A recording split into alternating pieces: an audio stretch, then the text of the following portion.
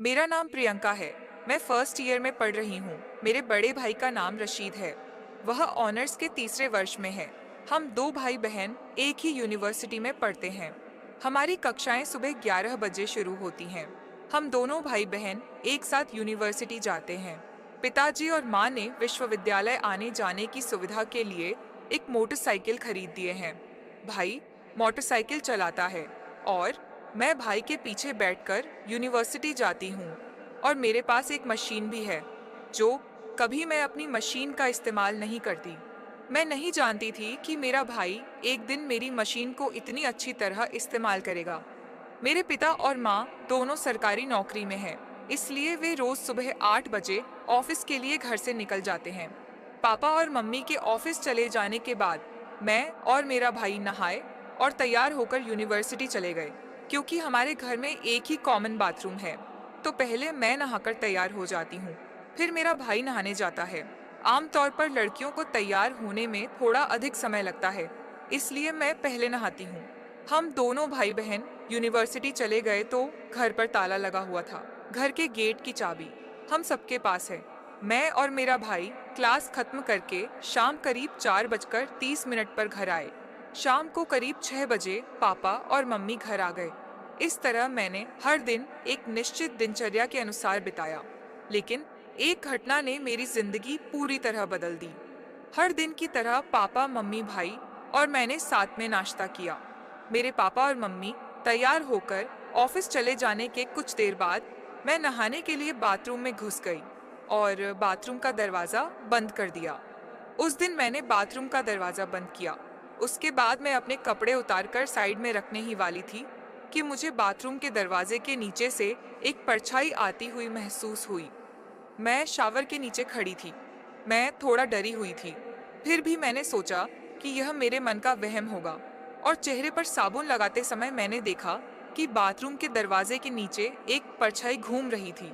मुझे लगने लगा कि शायद कोई बाथरूम के दरवाजे से मुझे नहाते हुए देख रहा था, लेकिन इस बार घर पर मेरे और मेरे के अलावा कोई नहीं था। तो क्या भाई दरवाजे से मुझे नहाते हुए देख रहा था? शायद लाइट की रोशनी के बाद कोई परछाई नजर आती हो, इसलिए मैंने इन बुरे विचारों को एक तरफ रख दिया। शोवर चालू कर दिया, अपना स्नान पूरा किया और अपने कपड़े पहन लिया। जैसे ही मैंने दुपट्टा उठाया और मैंने दरवाजे के नीचे से परछाई को हिलते हुए देखा, फिर मेरा शक गहरा गया।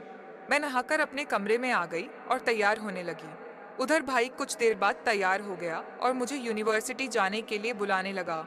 मैं और मेरा भाई घर का दरवाज़ा बंद करके यूनिवर्सिटी के लिए निकल गए। आमतौर पर हर दिन मैं मोटरसाइकिल पर अपने भाई के पीछे बैठती हूँ और अपना बैग उसके और मेरे बीच छोड़ देती हूँ। लेकिन आप क्या सोचते हैं कि उस दिन मैंने अपना बैग अपने पीछे छोड़ दिया था? शायद मैं उस दिन एक अलग ही दुनिया में खोई हुई थी। उस दिन का एहसास इतना अच्छा था कि उसे शब्दों में बयान नहीं किया जा सकता।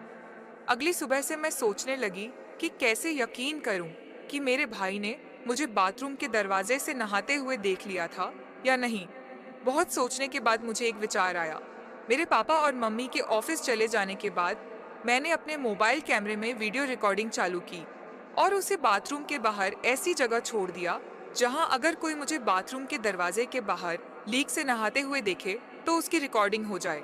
कैमरा वहीं छोड़कर मैं नहाने के लिए बाथरूम में चली गई और दरवाज़ा बंद कर लिया और दरवाजे की ओर देखा तो मुझे कोई परछाई दिखाई दी।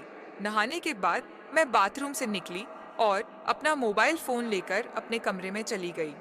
मैंने वीडियो शुरू की और देखा कि जैसे ही मैं बाथरूम में घुसी और दरवाज़ा बंद किया, उसके बाद मैं देखी तो मुझे यकीन नहीं हो रहा था।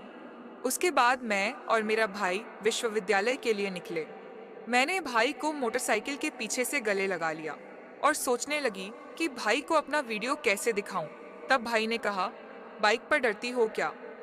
मैंने कहा, नहीं भाई भाई। बोला, तो फिर तुमने मुझे इतनी जोर से क्यों पकड़ लिया है? मैंने कहा, भाई पकड़ना अच्छा लग रहा है। पूरे दिन पढ़ाई करने के बाद मैं दोपहर को घर लौटी। मेरा दिमाग पूरे दिन दौड़ता रहा। मुझे समझ नहीं आ रहा था कि मैं अपने भाई को अपनी वीडियो कैसे दिखाऊं। रात के लगभग 11 बजे मैं बिस्तर पर लेटी करवट बदल रही थी। बिल्कुल नींद नहीं आती। मैंने अपना वीडियो चालू किया और फिर से देखा। दिल में बहुत हिम्मत करके मैंने अपना वीडियो अपने भाई के मोबाइल पर भेजा। लगभग 15 मिनट बीत गए, लेकिन वीडियो नहीं देखा गया। मैं सोचने लगी कि भाई वीडियो क्यों नहीं देख रहा था। मैं बार बार देखने लगी। लगभग 1 घंटा बीत गया, लेकिन वीडियो नहीं देखा गया। तो भाई सो गया है या नहीं? एक रात बीत गई, लेकिन मुझे कोई जवाब नहीं मिला। मैं निराश होकर सो गई। अगले दिन सप्ताहांत होने के कारण पापा, मम्मी, भाई और मैं, हम सब घर पर ही रह गए। हम सब ने एक साथ नाश्ता किया। नाश्ते के दौरान मैंने अपने भाई में कोई बदलाव नहीं देखा। इसका मतलब था कि भाई ने अभी तक मेरी वीडियो नहीं देखी थी। सुबह 10 बजे मैं अपने कमरे में बैठी थी। अचानक मेरे मोबाइल पर एक मैसेज आया।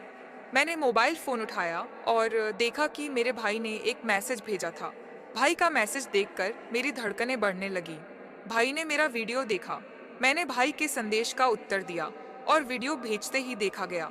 मैं समझ गई कि मेरे भाई ने वीडियो देखा था। मैंने कुछ देर इंतजार किया, कोई उत्तर नहीं मिला। मैं अपने भाई के जवाब का इंतजार करती रही, लेकिन दोपहर तक मुझे कोई जवाब नहीं मिला। दोपहर को हम सब एक साथ खाना खाने बैठे तो देखा कि भाई चुपचाप सिर झुकाए खाना खा रहा था। भाई अपना खाना खत्म करके उठा और अपने कमरे में चला गया। मैंने पापा और मम्मी के सामने भाई से कहा, भाई, मैं थोड़ी देर बाद तुम्हारे कमरे में आऊंगी, तुम्हें कुछ पढ़ा हुआ समझाऊं। भाई बिना कुछ बोले अपने कमरे में चला गया। सबके खाना खत्म करने के बाद माँ और मैंने मेज पर सब कुछ साफ किया। सारा काम खत्म करने के बाद माँ पापा के साथ अपने कमरे में चली गई और मैं सीधा भाई के कमरे में चली गई। मैं अपने भाई के कमरे में दाखिल हुई और उसे खिड़की के पास खड़ा देखा। मैं कमरे में घुसी और दरवाज़ा बंद करके भाई के पास पहुंची। मैंने अपने भाई की आंखों से आंसू बहते देखे। भाई ने मेरी आंखों में देखा और कहा, सॉरी। मैं आगे बढ़ी और उसे गले लगा लिया। मैंने भाई के कान के पास अपना चेहरा लाकर कहा, मैं तुमको पसंद करती हूँ भाई। भाई ने कहा, मैं भी तुमको पसंद करता हूँ सुमना, लेकिन हम भाई बहन हैं, हमें यह नहीं भूलना चाहिए। मैंने कहा, इसकी चिंता मत करो भाई, आप हमेशा मेरे बड़े भाई रहेंगे और मैं हमेशा आपकी प्यारी छोटी बहन रहूंगी। मैंने भाई को कहा, अब मैं चलती हूँ भाई, और हाँ, मेरी मशीन खराब हो गई है, कल देख लेना। भैया ने अपने दोनों हाथों से मेरा चेहरा पकड़ा और कहा, मैं तुम्हें अपनी छोटी बहन के रूप में पाकर सदैव आभारी हूँ। उस रात खाना खाने बैठे मेरे पापा और मम्मी के सामने मेरे भाई ने कहा, कल यूनिवर्सिटी में कई राजनीतिक कार्यक्रम हैं, इसलिए मैं कल यूनिवर्सिटी नहीं जाऊंगा। तब अम्मी ने कहा, फिर तो सुमना को भी जाने की जरूरत नहीं है। अब्बू ने कहा, मौजूदा राजनीतिक कार्यक्रम का मतलब सिर्फ लड़ाई झगड़ा है, तुम दोनों भाई बहन कल घर पर ही रहना। मैंने भाई की तरफ देखा और हल्की सी मुस्कान दी। अगले दिन मेरे पिता और माँ के ऑफिस चले जाने के बाद मैं अपने भाई के कमरे में गई और उसे बिस्तर पर लेटा हुआ पाया। मैंने कहा, भाई, तुमने आज क्लास में जाने की बजाय सारा दिन घर पर ही रहने का प्लान क्यों बनाया? सारा दिन मेरे साथ क्या करोगे? क्या तुम कोई प्लान बना रहे हो भाई? भाई ने कहा, कल तुमने कहा था कि तुम्हारी मशीन खराब हो गई है, देख लेना, भूल गई क्या? इसलिए मैं घर पर रहना चाहता था ताकि मैं तुम्हारी मशीन ठीक कर सकूं। तुम मेरी छोटी बहन हो, तुमने कैसे सोच लिया कि मैं कोई योजना बनाऊंगा? फिर मैंने अपने भाई को अपनी मशीन दिखाई। भैया ने कहा, अपनी मशीन का इस्तेमाल नहीं करती हो इसलिए बंद हो गई है, इसमें तेल डालना पड़ेगा। फिर भैया ने तेल डाला। थोड़ी देर बाद मशीन धीरे धीरे ऊपर नीचे करने लगी। उसके बाद भैया ने जोर का झटका मारा और धीरे धीरे भाई ने स्पीड बढ़ा दी। जैसे जैसे भाई की स्पीड बढ़ती गई वैसे वैसे मशीन अच्छी तरह से चलने लगी और मुझे भी बहुत अच्छा महसूस हो रहा था। भैया ने करीब 3-4 घंटे लगातार मेरी मशीन की जमकर मरम्मत करते रहे और फिर अचानक मेरी नज़र घड़ी पर पड़ी तो मैं देखी कि अब्बू अम्मी का आने का समय हो गया था। तब मैंने भाई को कहा, भाई अम्मी, अब्बू के आने का समय हो गया है और बाकी मेरी मशीन की मरम्मत आप कल पूरी कर लेना। फिर मैं उठी और मशीन के ऊपर पूरा तेल ही तेल फैला हुआ था, इसलिए मैंने जल्दी जल्दी मशीन को अच्छी तरह से साफ किया और फिर हम दोनों अपने अपने कमरे में चले गए। लो दोस्तों, आपको यह कहानी कैसी लगी, कमेंट करके ज़रूर बताएं। और आपसे निवेदन करती हूँ कि अगर आप हमारे चैनल पर नए हैं, तो हमारे चैनल को सब्सक्राइब करके हमें सपोर्ट करें। हम आपके लिए ऐसी रोमांटिक कहानियाँ लाते रहेंगे। धन्यवाद।